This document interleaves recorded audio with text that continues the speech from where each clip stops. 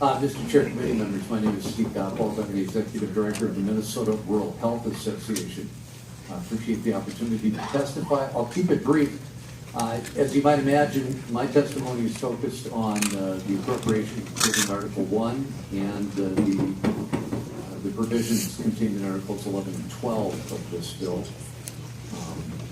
We appreciate Representative Baker's leadership in this area, and high-speed broadband is important for telemedicine as we experience workforce shortages in rural health care. One of the ways that we are going to be able to solve that and deliver quality, cost-effective health care to rural Minnesotans is by extending expert resources to telemedicine and through other technologies that allow us to monitor and respond to people where they live. The Rural Health Association is a private nonprofit. We represent dozens of hospitals, clinics, nursing homes, healthcare providers, medical educators, and health consumer advocates from across our state. Our mission is to strengthen health and healthcare in greater Minnesota through leadership, education, collaboration, and advocacy.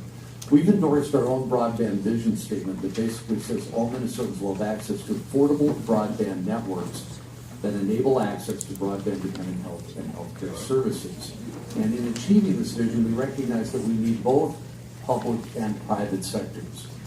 We're not picking sides here. I think as Ms. Anderson-Kelleher just stated a moment ago, there's room and need for both. Again, we applaud Representative Baker's leadership on the issue and believe that both are important. The Governor's Task Force on Broadband has recommended modernizing the state's telecom laws. That, again, is contained in Articles 11 and 12 as an important part of this effort to expand broadband access. For those who think that new technology is on the horizon, we can't wait.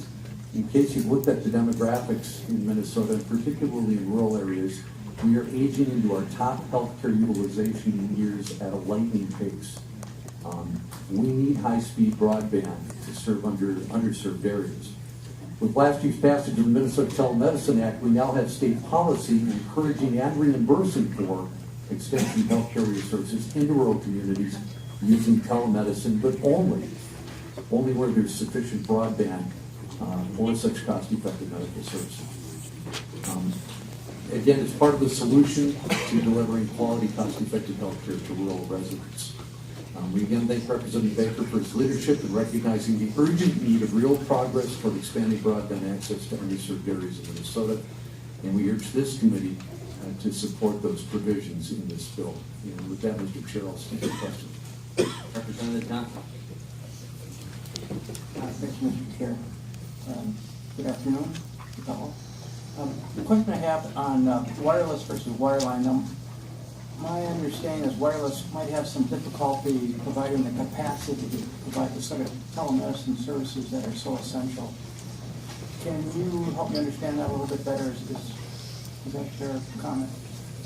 Mr. Chair, Representative Johnson, that I believe is the case in many instances. I'm not the technological expert, but I do understand that in many cases we need 20 megabits to do some of the telemedicine functions. And it's part of the reason that we need a further investment in broadband access so that we have sufficient capacity to do those higher end telemedicine functions. Thanks, Any other questions from me? As always, good to see you.